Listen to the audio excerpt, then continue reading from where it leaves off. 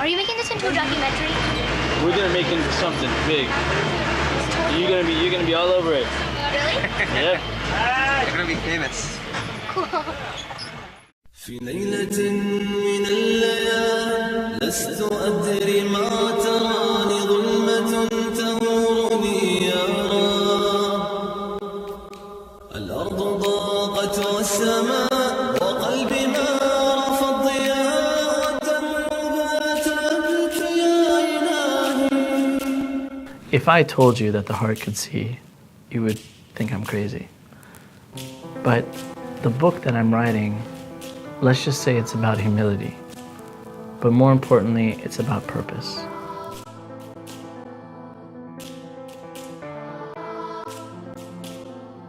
Motivating a refugee to build a life, let alone a career, it's overwhelming. They must command sustainable change to reform their life, and that's no easy task. But progress is manifested from change.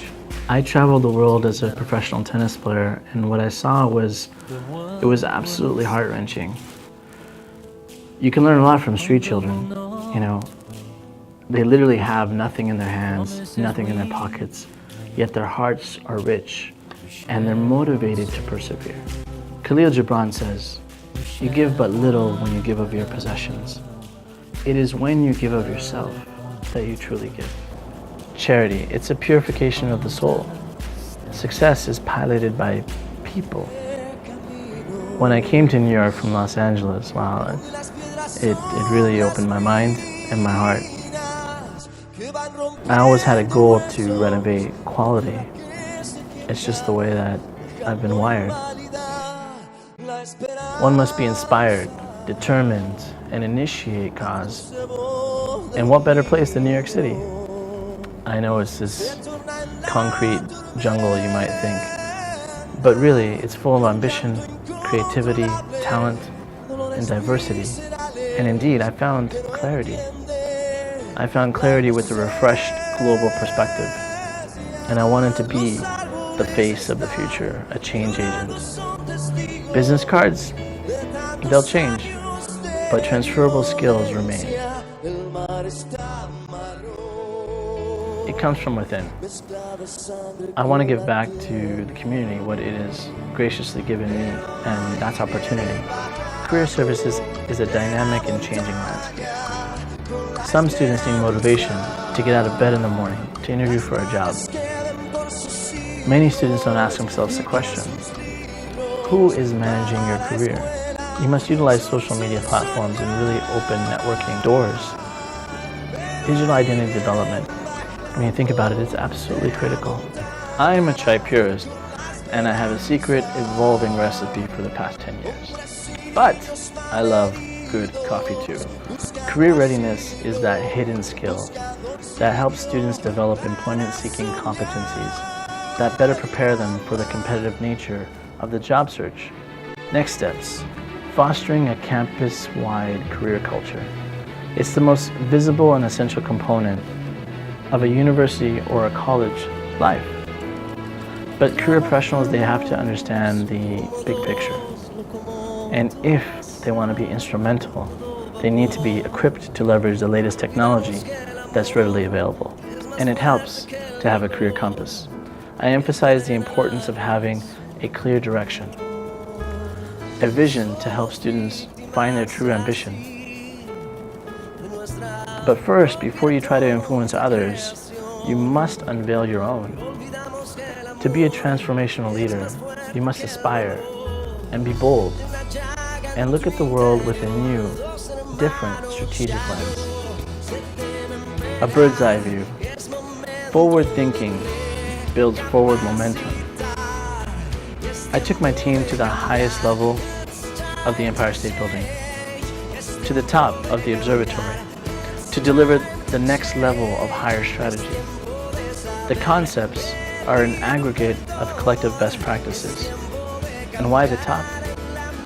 I wanted to drive the message home. Did it work?